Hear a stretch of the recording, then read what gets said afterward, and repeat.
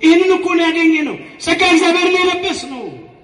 አንዳንድ ያልታደሉ ሰዎች ለምን ሕፃናት ወደ እግዚአብሔር ቤት ይመጣሉ? ለምን ይባረካሉ? ለምን ይጠመቃሉ? ለምን ልጅነትን ያገኛሉ? ለምን ጸጋ እግዚአብሔርን ይለብሳሉ የሚሉ ሰዎች አሉ። እንዴ አድሰን እንበለው። አርጅተናል እኮ ኃጢአት ያስረጃል ወገኖች። ያረጋዊው የካህኑ የስምዖንስ እርጅና የእድሜ ነው። እድሜ ጠግቦ ነው ያረጀው እሱ። የኛ እርጅና እኮ ያጣት እኮ የበደል እኮ ነው። አርጅተናል። ሕይወታችን ምን ይመስላል? መታደስ አለብን። የመታደስ ቀን ነው ወገኖች። በልባችሁ መታደስ ተለወጡ እንጂ ይህንን ዓለም አትምሰሉናል። ሮሜ 12 ቁጥር 2 ጀምሮ በኃጢአት ያረጀው ሕይወታችን በንስሐ መታደስ አለበት። አዲስ ልብ፣ አዲስ መንፈስ ሊኖረን ይገባናል። እስከ መቼ ድረስ አርጅተን እንመላለሳለን? ኃጢአት አጉብጦናል። ኃጢአት አድክሞናል። አቅም አሳጥቶናል። የእግዚአብሔር ልጆች፣ የድንግል ማርያም ወዳጆች እንደምን አደራችሁ?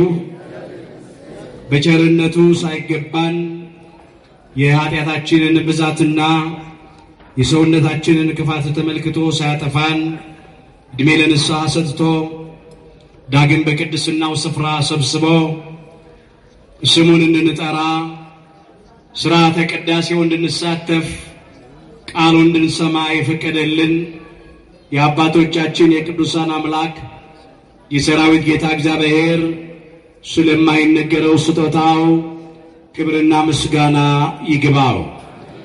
የእናታችን እመቤታችን የቅድስተ ቅዱሳን የድንግል ማርያም የወላዲተ አምላክ ረድኤትና በረከት ለዘላለሙ በሁላችን ላይ አድሮ ይኖር። የምስጢር ባለቤት እግዚአብሔር አምላካችን ለሁላችንም ምስጢሩን ገልጦ ያስተምረን። ይእዜ ትእስሮ ለገብርከ በሰላም። አሁንስ ባሪያህን በሰላም ታሰናብተዋለህ። የሉቃስ ወንጌል ምዕራፍ 2 ቁጥር 29።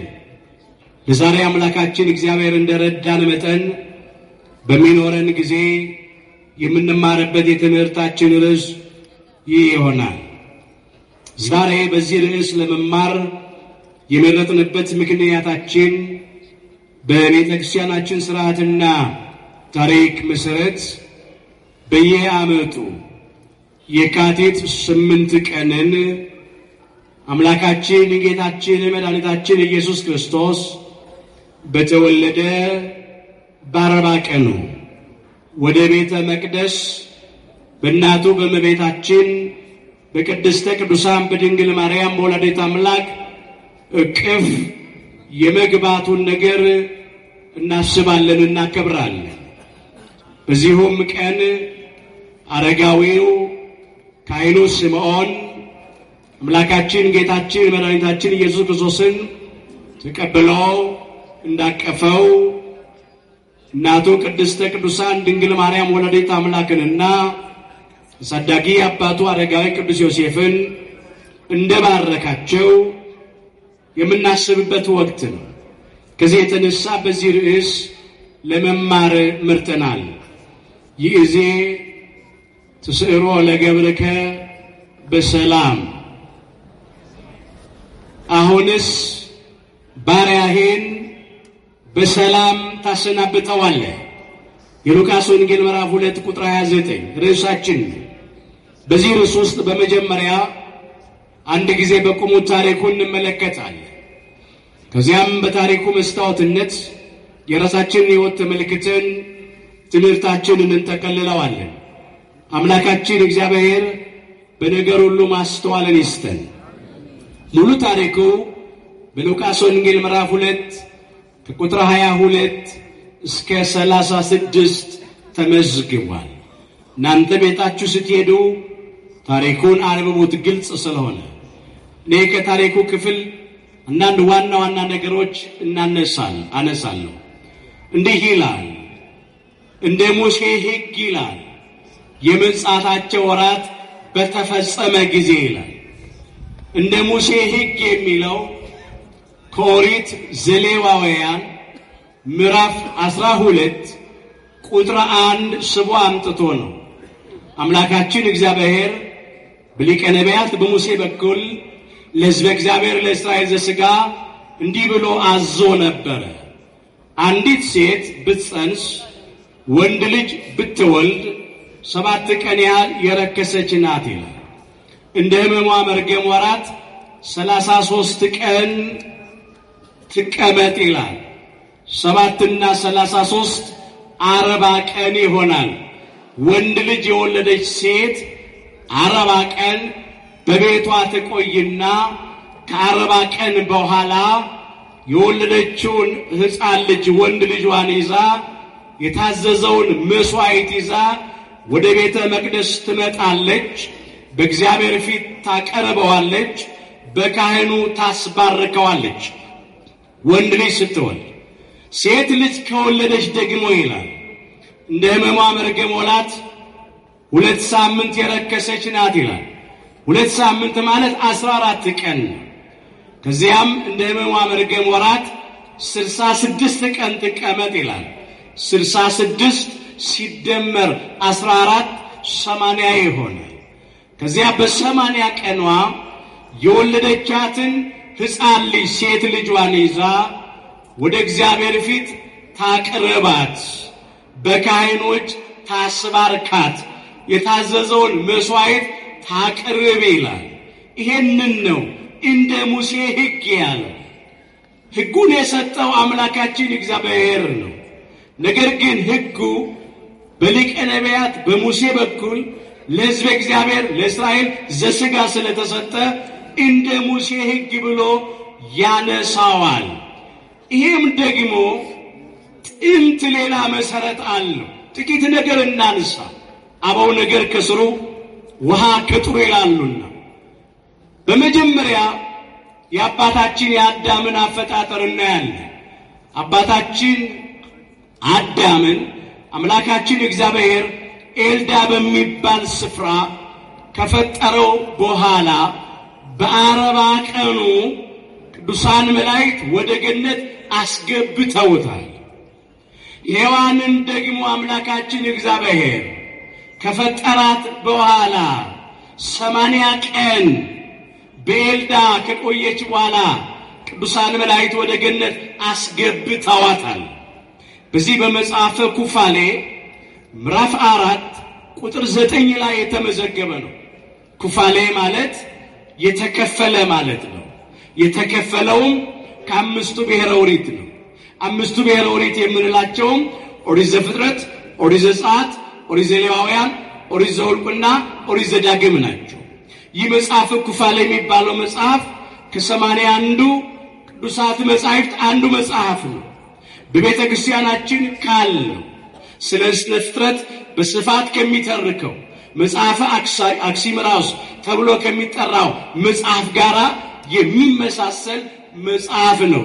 በዚህ ክፍል ውስጥ ላይ የተመዘገበው አንዳንድ ሰዎች አዳምና ሔዋን ገነት ውስጥ የተፈጠሩ የሚመስላቸው ሰዎች አሉ። አዳምና ሔዋን ግን ገነት ውስጥ አልተፈጠሩም። የተፈጠሩት ኤልዳ በሚባል ስፍራ ነው። ይህንንም በዚሁ በመጽሐፈ ኩፋሌ ምዕራፍ 5 ቁጥር 6 ላይ ተመዝግቦ እናገኘዋለን።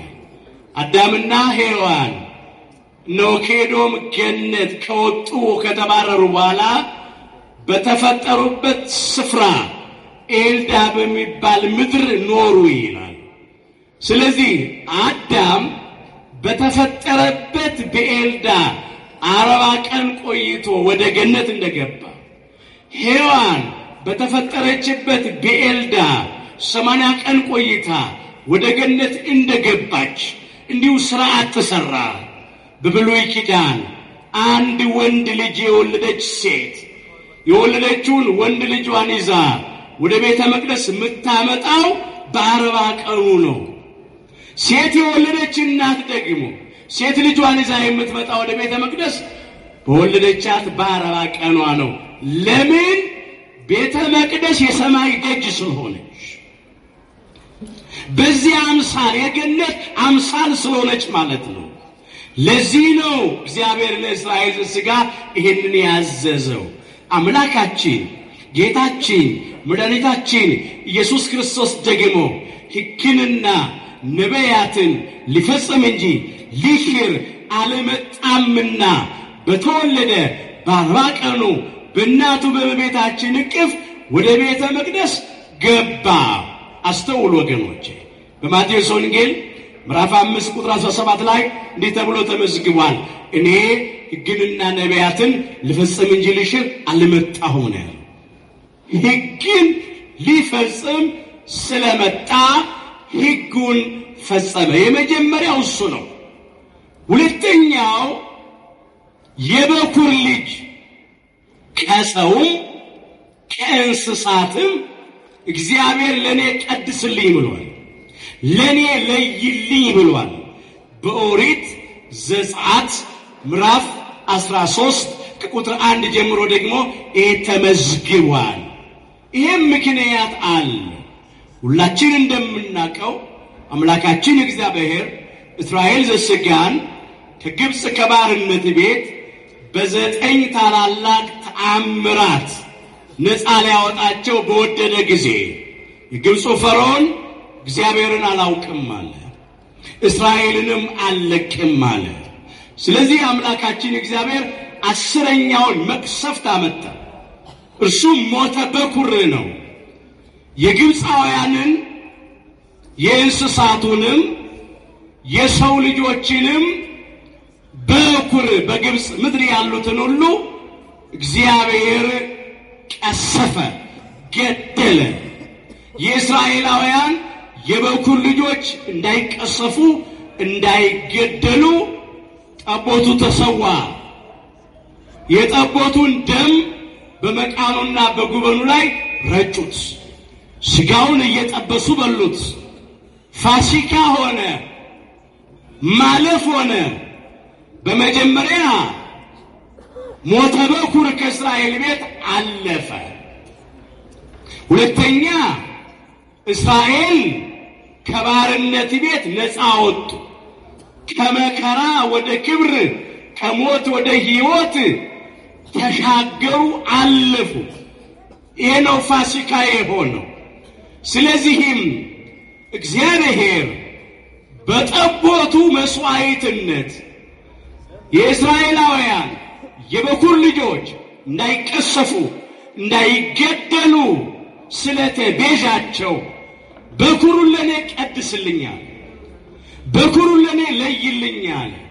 ከዚያ ጊዜ አንስቶ የእስራኤላውያን የበኩር ልጆች ወንዶቹ ደግሞም የእንስሳቱ የበኩር ልጆች ለእግዚአብሔር እንዲቀደሱ ታዞ ነበር። ይሄንንም ሕግ ለመፈጸም ነው አምላካችን ጌታችን መድኃኒታችን ኢየሱስ ክርስቶስ በተወለደ በ40 ቀኑ በእናቱ እቅፍ ወደ ቤተ መቅደስ የተወሰደው። እሱም የበኩር ልጅ ነዋ። ለባህሪ አባቱ ለእግዚአብሔር አብም የበኩር ልጁ ነው። ተቀዳሚ ተከታይ የሌለው አንድያ ልጁ፣ በባህሪ የሚተካከለው በመልክ የሚመስለው ልጁ ነው። ለቅድስተ ቅዱሳን ለድንግል ማርያምም ተቀዳሚ ተከታይ የሌለው አንድያ ልጇ ነው። የበኩር ልጇ ነው።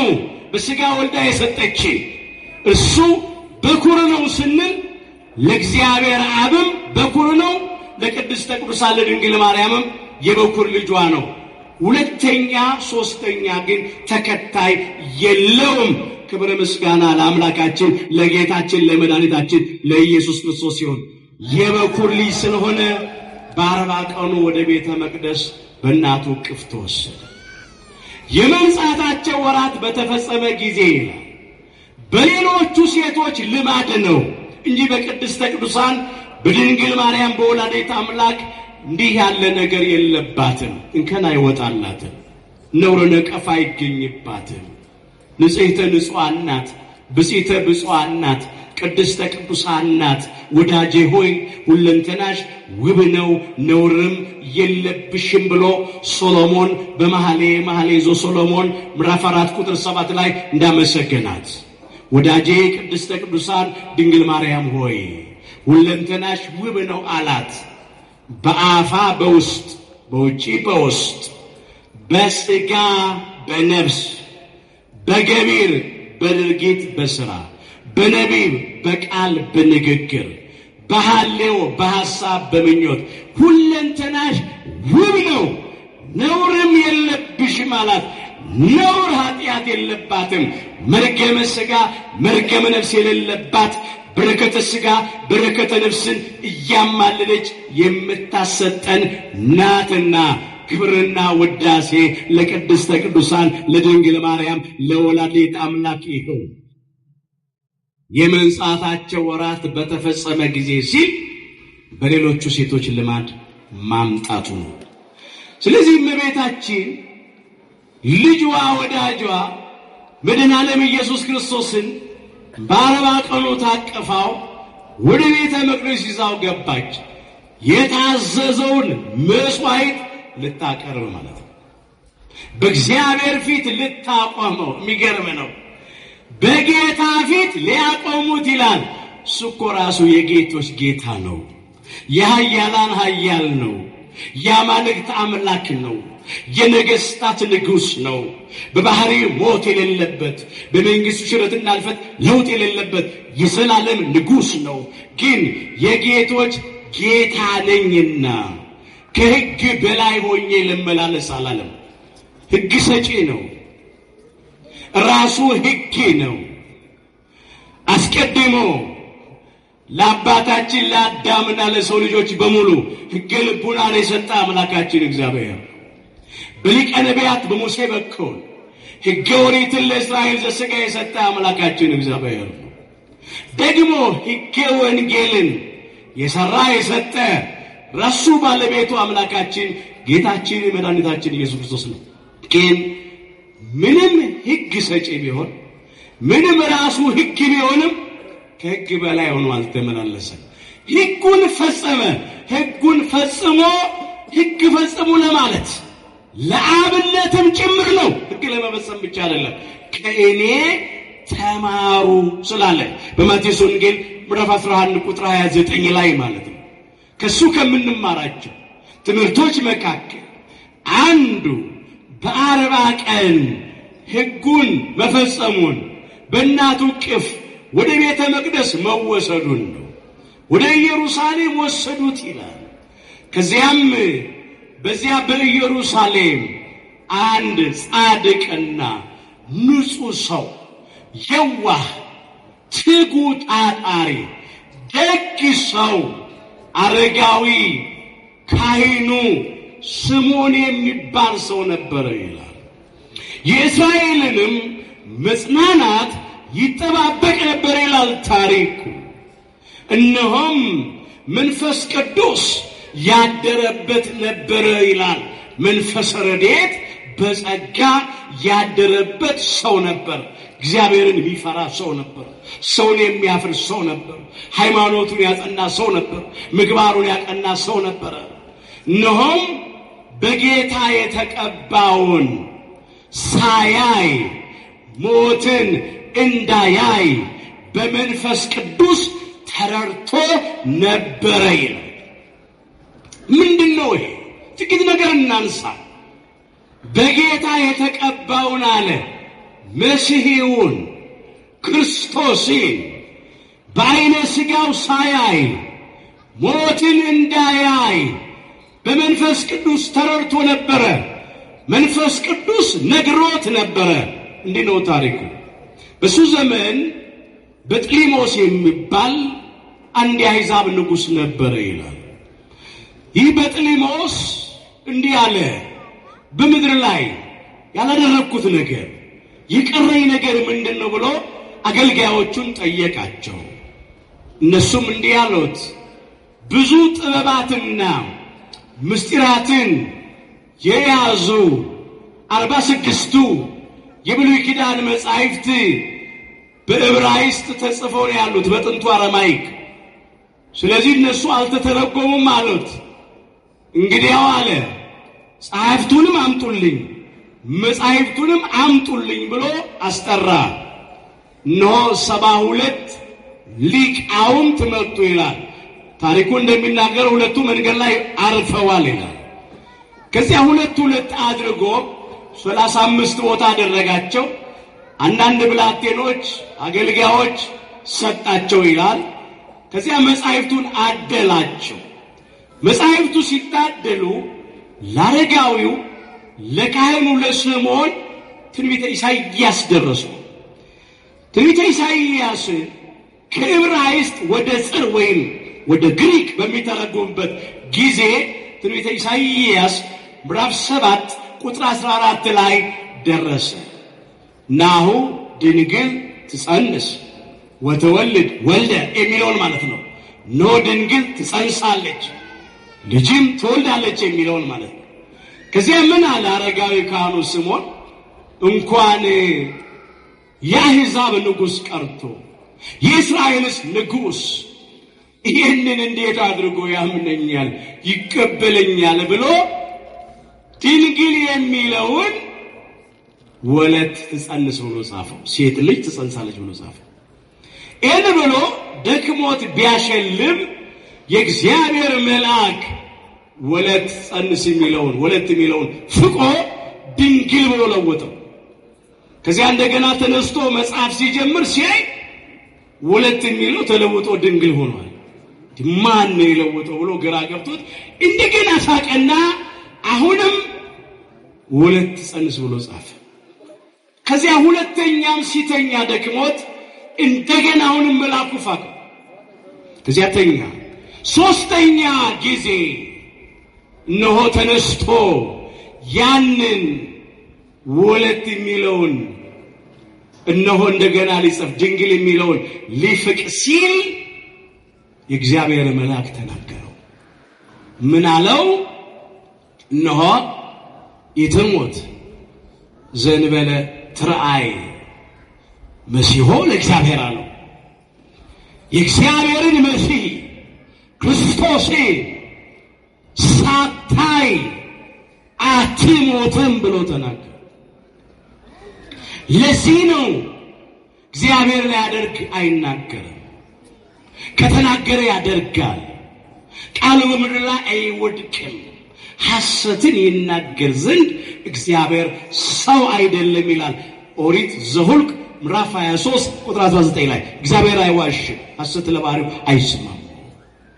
ስለዚህ እግዚአብሔር የተናገረውን ቃል ሊፈጽምለት አረጋዊ ቅዱስ ስምዖንን በስተርጅና ቆየ። ቅድስተ ቅዱሳን ድንግል ማርያም ወላዲተ አምላክ አምላካችን ኢየሱስ ክርስቶስን በወለደችው በ40 ቀኑ ወደ ቤተ መቅደስ ይዛው ስትመጣ አረጋዊው ስምዖንን መንፈስ ቅዱስ ከቤቱ አነሳስቶ አጽንቶ ወደ ቤተ መቅደስ አመጣው ይላል። ይሄን እንዲመለከት ድንግል በድንግልና ትጸንሳለች፣ ድንግል በድንግልና ትወልዳለች የሚለውን ቃል ማመን መቀበል ከብዶት ስለነበረ ስለዚህ ውጣ አለው። ሂድ ውጣ ወደ ቤተ መቅደስ። ድንግል በድንግልና ጸንሳለች፣ ድንግል በድንግልና መሲሑን ክርስቶስን ወልዳለች፣ ሂድና እየው አለው። ወጣ። ሲመጣ አረጋዊ ቅዱስ ዮሴፍ የጌታችን አሳዳጊ አባቱ ደግሞ እናቱ ወላጁ ቅድስተ ቅዱሳን ድንግል ማርያም ሕፃኑ ኢየሱስ ክርስቶስን ባስገቡት ጊዜ ይላል ወደ ቤተ መቅደስ ሲያስገቡት ማለት ነው። አስተውሉ ወገኖች። ተወክፎ ውእቱኒ ወአንበሮ ውስተ ሕፅኑ ይላል። ከነሱ ተቀብሎ አቀፈው ይላል። ወባረኮ ለእግዚአብሔር ይላል። እግዚአብሔርንም ባረከ አመሰገነ ሲል ነው። ምን እያለ ባረከ አመሰገነ? እዚህ ጊዜ ያደረስከኝ፣ ከደዌ ፈወስከኝ፣ ከእርጅናዬ አደስከኝ ጌታዬ አምላኬ እግዚአብሔር ሆይ ክብር ምስጋና ይግባ ብሎ አመሰገነው። ክብር ምስጋና ለአምላካችን ለጌታችን ለመድኃኒታችን ለኢየሱስ ክርስቶስ። ተቀብሎ አቀፈው። በታቀፈው ጊዜ አረጋዊው ካህኑ ስምዖን ከስተርጅናው ታደሰ፣ ጎለመሰ፣ በረታ፣ ኃይል አገኘ። ክርስቶስን ታቅፏል። ያን ጊዜ ነው እንዲህ ያለው ይእዜ ትስዕሮ ለገብርከ በሰላም በከመ እግዚኦ አዘዝከ። አስተውሎ ደግሞ አሁን አለ እንደ ቃልህ አንተ እንዳዘዝክ ባሪያህን በሰላም ታሰናብተዋል። ባሪያህን በሰላም ታሰናብተዋል። ምን ብሎ ነበረ? በጌታ የተቀባውን ሳታይ ሞትን አታይም አትሞትም ብሎት ነበረና አሁን እንግዲህ ድንግል በድንግልና እንደጸነሰች አየው። ድንግል በድንግልና መሲሁን እንደወለደች አየው። ለመጻፍ የከበደኝን ቃል አንተ ለውጠ ጻፍከው። ይሄ ተፈጸመ። ስለዚህ እንደ ቃልህ ባሪያን በሰላም ታሰናብተዋል። ለምን? ዓይኖቼ በሰዎች ሁሉ ፊት ያዘጋጀኸውን ማዳንህን አይተዋልና። መድኃኒት ክርስቶስን አይተዋልና ለሰው ልጆች ሁሉ ያዘጋጀኸውን መድኃኔ ዓለም ኢየሱስ ክርስቶስን ዓይኖቼ አይተዋል። ሌላው 3 ዓመት ከ3 ወር በዚህ ምድር እየተመላለሰ የሚያሳየውን ድንቅ ተአምራት የማዳን ሥራ ሰዎች ሁሉ ከማየታቸው አስቀድመው እኔ አይቻለሁና አሁን ባሪያህን በሰላም ታሰናብተዋለህ አለ። ለምን? የሸመገለ ሰው ጣር ጋር አለበት። ዓይኖቹ ይፈዛሉ፣ ወገቡ ይያዛል፣ ጉልበቱ ይደነዝዛል፣ አቅም ያጣል፣ አግቡኝ አውጡኝ ይላል። ከዚህ በኋላ ምን ያደርግልኛል? ውሰደኛል። አሁንስ ባሪያህን በሰላም ታሰናብተዋል። ርዕሳችን ሰው ብቻ ግን አይደለም። አንተን ባዩበት ዓይኖቼ ሌላ ነገር ማየት አልፈልግም አለ። በቃ መድኃኒትህን ማዳንህን ዓይኖቼ አይተዋል። በቃ አሳርፈኝ፣ በቃ ውሰደኝ ብሎ እረፍት ተመኘ። ሞትን ለመነ። ከዚያ መናገር ቀጠለ። ይህ ብሎ ስለ ክርስቶስ ተናገረ። ለአሕዛብ ብርሃንን የሚገልጥ ነው አለው። ለሕዝብ ለእስራኤል ደግሞ ክብር ነው አለ። በእውነት በኃጢአት ጨለማ ለነበር ነው እሱ የጽድቅ ብርሃን ስለሆነ፣ በሞት ጨለማ ለተያዝ ነው የሕይወት ብርሃን ስለሆነ፣ በመቃብር ጨለማ ለተዋጥ ነው የትንሣኤ ብርሃን ስለሆነ።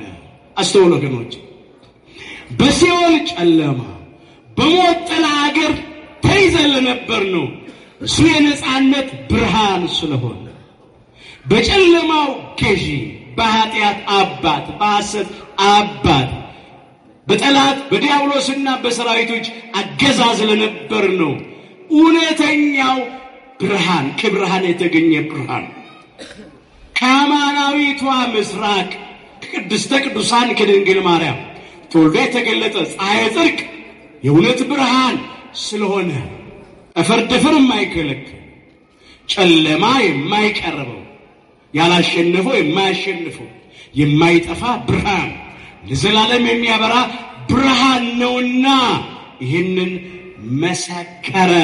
ክብር ምስጋና ለአምላካችን ለጌታችን ለመድኃኒታችን ለኢየሱስ ክርስቶስ ነው። በጨለማ የደስ ብርሃን አየ፣ በሞት ጥላ አገር ለኖሩ ብርሃን ወጣላቸው ብሎ ነቢየ እግዚአብሔር ቅዱስ ኢሳይያስ በትንቢተ ኢሳይያስ ምዕራፍ 9 ቁጥር 2 ላይ አስቀድሞ እንደመዘገበ አረጋዊው ካህኑ ስምዖንም ይህንን መሰከረ። ከዚያም አረጋዊው ካህኑ ስምዖን አረጋዊ ቅዱስ ዮሴፍን ባረከው። ቅድስተ ቅዱሳን ድንግል ማርያምን ባረከ። እነሆም ትንቢትም ተናገረ ስለ ሕፃኑ እንዲህ አለ። ለብዙዎች ለእስራኤል ለመውደቃቸውና ለመነሳታቸው ለሚቃወሙትም ምልክት ይሆን ዘንድ ተሹሟል አለ። ያመኑበት የባህሪ አምላክነቱ፣ የባህሪ ጌትነቱ፣ የባህሪ ፈጣሪነቱ፣ የባህሪ መድኃኒትነቱ ያመኑበት ይድናሉ፣ ይጠቀማሉ፣ የዘላለም ሕይወት በእርሱ ያገኛሉና። ደግሞ የባህሪ አምላክነቱን የሚጠራጠሩ የዮሴፍ ልጅ ነው የሚሉ፣ ፍጡር ነው የሚሉ፣ ባጋንንት አለቃ በቤልዜቡል ታምራት ያደርጋል የሚሉ፣ ያበደ ነው የሚሉ እነሱ ደግሞ ይጎዱበታል፣ ይሰናከሉበታል፣ ይጠፉበታልና ለብዙዎች ለመውደቃቸውና ለመነሳታቸው ለሚቃወሙትም ምልክት ይሆን ዘንድ ተሹሟል። ባንቺም በነፍስሽ ላይ ሰይፍ ያልፋል ብሎ ትንቢት ተናገረ። በነፍስሽ ላይ ሰይፍ ያልፋል። ሰይፍ ይቆራርጣል፣ ይከፍላል። ልብሽን የሚከፍል ሐዘን መከራ ይገጥምሻል፣ ይደርስብሻል ማለት ነው። ታሪኩ ይሄ ነው። ከዚህ ታሪክ ምን እንማራለን? ጊዜ ለመሻማት ታሪኩ እዚህ ጋር ይብቃል። ይእዜ ትስዕሮ ለገብረከ በሰላም፣ አሁንስ ባሪያህን በሰላም ታሰናብተዋለህ። የሉቃስ ወንጌል ምዕራፍ 2 ቁጥር 29 ርዕሳችን ነው። በመጀመሪያ ከዚህ ታሪክ የምንማረው ነገር ምንድነው ብንል ሕግን መፈጸም፣ ሕግን መጠበቅ፣ ሕግን ማክበር። አምላካችን ጌታችን መድኃኒታችን ኢየሱስ ክርስቶስ በዚህ ታሪክ ውስጥ 2 ሕጎችን ፈጽሟል። አንደኛው ወንድ ልጅ በተወለደ በ40 ቀኑ ቤተ መቅደስ ይወሰድ፣ መስዋዕት ይቅረብለት፣ እግዚአብሔር ፊት ይቅረብ፣ በካህን እጅ ይባረክ የሚለው። ሁለተኛ የበኩር ልጅ ወንድ ልጅ ለእግዚአብሔር ይለይ ይቀደስ የሚለው። ሁለቱን ሕግ ፈጽሟል። ስለዚህ ከዚህ ታሪክ የምንማረው አምላካችን ጌታችን መድኃኒታችን ኢየሱስ ክርስቶስ ሕግ ፈጽሙ ስላለን ከቃል ይልቅ ተግባር ስለሚሰብክ ከሱ ተምረን ይህንን መፈጸም ወላጆቻችን የታደሉ ናቸው። ቅዱሳት መጻሕፍትን የሚፈጽሙ ናቸው። እናቱ ቅድስተ ቅዱሳን ድንግል ማርያም ሕግ ፈጸመች። ልጇን በ40 ቀኑ ይዛ ወደ ቤተ መቅደስ መጣች። አሳዳጊ አባቱ አረጋዊ ቅዱስ ዮሴፍ ሕፃኑ ኢየሱስ ክርስቶስን በ40 ቀኑ ወደ ቤተ መቅደስ ይዞ መጣ። ወላጆቻችን ዛሬ ይህንን ያደረጉት ወንዶቹን በ40 ቀን ሴቶቹን በ80 ቀን ወደ ቤተ መቅደስ ይዘውን መጡ። በእግዚአብሔር ፊት አቀረቡን። አስተውሉ ወገኖቼ፣ በካህናት እጅ አስባረኩን። ክብር ምስጋና ለአምላካችን ለእግዚአብሔር ይሁን። አስባረኩ። አስተውላችሁ ከሆነ እንደ ሕጉ ልማድ ወላጆቹ ሕፃኑ ኢየሱስ ክርስቶስ ወደ ቤተ መቅደስ ባስገቡት ጊዜ አረጋዊው ካህኑ ስምዖን ሕፃኑ ኢየሱስ ክርስቶስን ተቀብሎ አቀፈው። ምን አጠፉ ወላጆቻችን? ይዘውን መጡ። እነሆ ለካህናት ሰጡ። ካህናት ታቀፉን። ስሜ እግዚአብሔር እየጠሩ ባረኩን። እግዚአብሔር ነው ያዘዘው። በዚህ በኦሪት ዘኍልቍ ምዕራፍ 6 ቁጥር 22 ጀምሮ የተመሰገነውን እንመልከት። አምላካችን እግዚአብሔር በሊቀ ነቢያት በሙሴ በኩል እንዲህ ብሎ ተናገረ። ለአሮን ልጆች እንዲህ ብለህ ንገራቸው አለ። የእስራኤልን ልጆች ስትባርኳቸው፣ እስቲ በሉ የእስራኤልን ልጆች በሉ፣ ስትባርኳቸው። ምን ስትሏቸው? ስትባርኳቸው። አምላካችን እግዚአብሔር በሕገ ኦሪት ለመጀመሪያው ካህን ለአሮንና ለሌዋውያን ያዘዘው ትእዛዝ ነው። የእስራኤል ልጆች ስትባርኳቸው እንዲህ በሏቸው፣ እግዚአብሔር ይባርክህ ይጠብቅህም፣ እግዚአብሔር ፊቱን ያብራልህ ይራራልህም፣ እግዚአብሔር ፊቱን ወደ አንተ ያንሳ ሰላምንም ይስጥህ እያላችሁ ባርኳቸው አለ። ክብር ምስጋና ለአምላካችን ለእግዚአብሔር ይሁን። ስንት ጊዜ? 3 ጊዜ። ቃሉ 3 መሆኑ ምስጢረ ሥላሴን ያጠይቃል። ሁላችን እንደምናውቀው እግዚአብሔር በስም በአካል በግብር 3 ስለሆነ ልዩ ሶስትነት፣ ቃሉ አለመለወጡ አንድ መሆኑ እግዚአብሔር ነው የሚለው አንድ መሆኑ እነሆ አንድነቱን ያጠይቃል። በመለኮት በህልውና በባህሪ በስልጣን በመንግስት በአገዛዝ ይህን ሁሉ በመሳሰለው አንድ አምላክ ዘላለም ቅዱስ ሥላሴ እግዚአብሔር ይህንን ያጠይቃል። እነሆ ስሜንም በእስራኤል ልጆች ላይ ታደርጋላችኋል። እስቲ በሉ እኔም በሉ እባርካቸዋለሁ። እኔ ምን እላቸዋለሁ? እባርካቸዋለሁ። በካህናቱ ላይ አድሮ የሚባርከን ማን ነው? እግዚአብሔር ነው። የተናገረው እሱ ነው። እኔም እባርካቸዋለሁ። ካህናቱ የሚባርኩን በራሳቸው ስም አይደለም። የሚባርኩን በማስም ነው።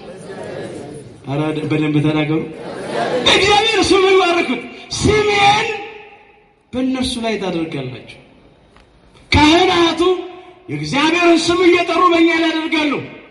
እግዚአብሔር ይባርክ ይጠብቅን። እግዚአብሔር ፊቱን ያብራል ይራራል። እግዚአብሔር ፊቱን ወደ አንተ ያንሳ ሰላምን ይስጥ እያሉ ስሙን የእግዚአብሔርን ስም በእኛ ላይ ያደርጋሉ። እኔም እባርካቸዋለሁ አለ። ይሄ ስልጣን በብሉይ ኪዳን ለሌዋውያን ካህናት የተሰጠ ነው።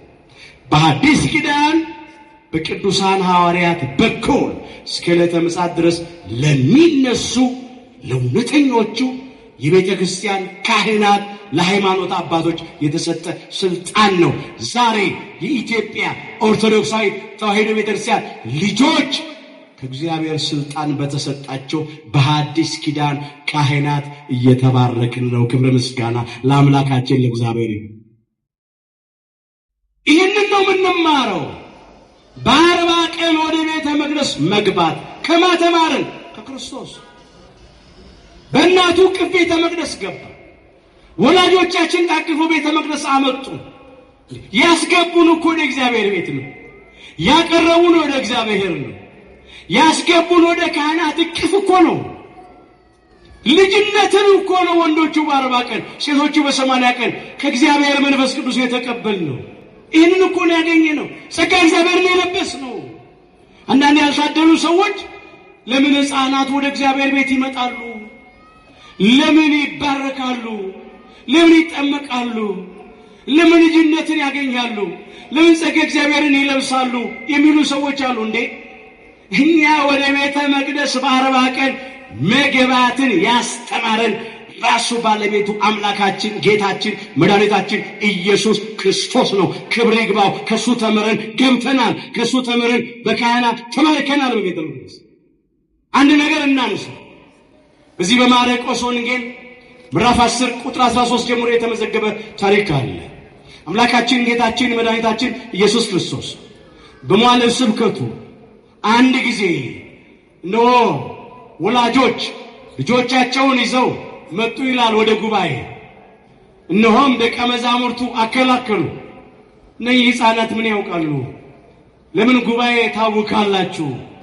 ብለው ልጆቻቸውን ይዘው የመጡትን ወላጆች ገሰጿቸው ይላል። አምላካችን ኢየሱስ ክርስቶስ እንደዚህ አለ፣ ሕፃናት ወደ እኔ ይመጡ ዘንድ ተዉ፣ አትከልክሏቸው አለ። የእግዚአብሔር መንግሥት እንደዚህ ላሉት ናትና አለ። ሕፃናቱንም ይላል ተቀብሎ አቀፋቸው፣ ባረካቸው ይላል። ክብር ይግባው አምላካችን ጌታችን መድኃኒታችን ኢየሱስ። ተቆጣቸው ይላል። ነው ደቀ መዛሙርቱን ተቆጣ። እሱ ደስ የሚለው ሕፃናት ወደ እርሱ ሲመጡ ነው። ወደ ቤተ መቅደስ ሲገቡ ነው። በካህናት እጅ ሲባረኩ ነው። ጸጋ እግዚአብሔርን ሲቀበሉ ነው ደስ የሚለው እንጂ ቤተ መቅደስ አይምጡ ተብለው ሲከለከሉ ይቆጣል። ከየት ተማሩ? ተጠራጣሪዎቹ፣ ሐሰተኞቹ፣ ከሃዲዎቹ ከየት አገኙት? ሕፃናት ወደ ቤተ መቅደስ አይምጡ የሚሉት ከየት አግኝተው ነው? በካህናት አይባረኩ የሚሉት ከየት አግኝተው? ዛሬ ካህናትን በረከት ይቃወማሉ። ካህናት አይባርኩንም ይላሉ። ባልተሰጣቸው ስልጣን፣ በሌላቸው ስልጣን ግን ወንዶቹም ሴቶቹም በየመንደሩ ጌታ ይባርክ፣ ጌታ ይባርክሽ። እግዚአብሔር ይባርክ ይጠብቅህ። እግዚአብሔር ፊቱን ያብራልህ ይራራልህ። እግዚአብሔር ፊቱን ወደ አንተ ያንሳ ሰላምን ይስጥ እያላችሁ ባርኩ ብሎ ይህን ስልጣን የሰጠው እግዚአብሔር ለካህናት ነው። ይህ ስልጣን ለሌላቸው ሰዎች ያልሰጠ ግን የሌላቸው እንባርካለን ይላሉ። የተሰጣቸውን ሰዎች ግን በእነሱ እጅ አንባረክም ይላሉ። እግዚአብሔር ልብ ይስጣቸው። ከቅዱሳት መጻሕፍት ውጭ ነው የሚኖሩት፣ አያውቁትም። ሕዝቤ እውቀት ከማጣቱ የተነሳ ጠፍቷል ይላል ትንቢተ ሆሴዕ ምዕራፍ 4 ቁጥር 6 ላይ ብዙ ሰዎች ካለማወቅ ጠፍተዋል። አምላካችን ካህናት፣ ሌዋውያን ካህናት፣ የብሉይ ኪዳን ካህናት፣ የአዲስ ኪዳን ካህናትም የሚባርኩበትን ስልጣን የሰጠ ነው። እባረካይ ቡሩክ አምላክ ግን እሱ ሕጉን ለመፈጸም በካህኑ በስምዖን እጅ ተባረከ። ተባረኩ ለማለት ለአብነት ተባረከ። እኛም ዛሬ ከአምላካችን ተምረን በካህናት እጅ እንባረካለን። አረጋዊው ካህኑ ስምዖን ጌታችን ሲታቀፈው ታደሰ። እኛንም አምላካችን ከእርጅናችን ያድሰን። በኃጢአት ያረጀን ብዙዎች ነን። በአምልኮተ ጣዖት ያረጀነውን በአምልኮተ እግዚአብሔር ያድሰን።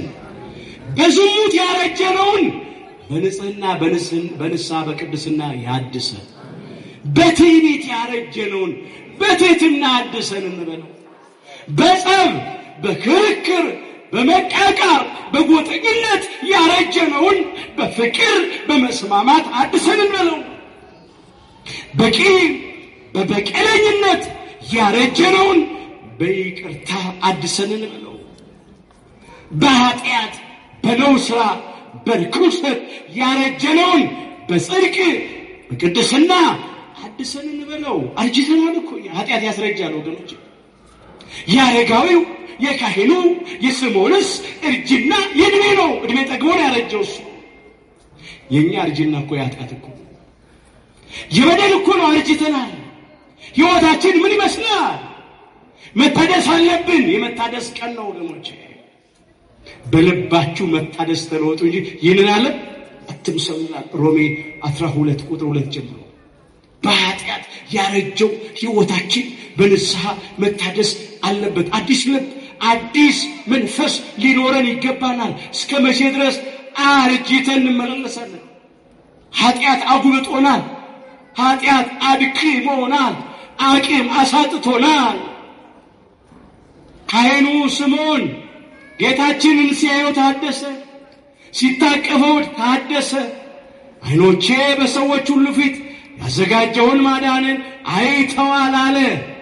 እኛም ማዳኑን በዓይነ ሥጋችን ብቻ ሳይሆን በዓይነ ልቡናችን አይተን አስተውለን እንድንለወጥ፣ እንድንድን፣ እንድንቀደስ በቸርነቱ ይርዳን። በሰላም አሰናብተን ውሰደኝ አለ። ሞት ይናፈቃል። በተለይ በዚህ ዘመን ወገኖች ያለነው መጨረሻ ዘመኗ ዜማ ላይ ነው። ትንቢት የሚፈጸምበት ዘመን ነው። ምሳሌ የሚደርስበት ዘመን ነው።